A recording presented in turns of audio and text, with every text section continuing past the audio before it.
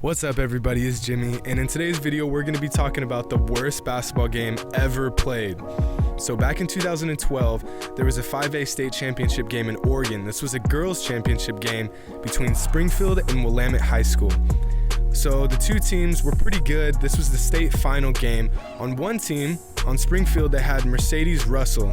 She was the #1 recruit in the country. She was 6'5", she was a powerhouse, and she ended up going to Tennessee. On the other team, they had Lexi Bando from Willamette High School, who ended up going to Oregon. So for the first possession of the game, right off the tip, Willamette just stood there and dribbled the ball for minutes. At the time, there was no shot clock in high school women's basketball, so they were allowed to do this. And because they could, they did. So throughout the whole entire first quarter, they only took 2 shots, but it gets worse, way worse.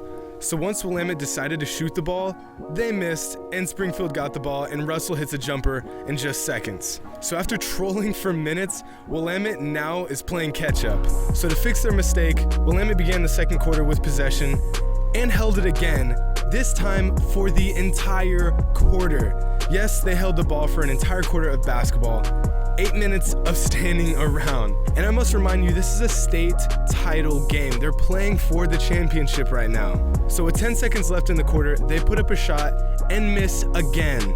There wasn't one single point scored by either team in the entire second quarter. It wasn't until 5 minutes and 40 seconds left in the entire game that Willamette made its first field goal. And after realizing how ridiculous this strategy was, Willamette picked up the pace and finished with a whopping 7 points. The game ended in 16-7, and in the words of the head coach of Willamette, we wanted to just hold it as much as we could in the first half, and then in the second half, start opening it up.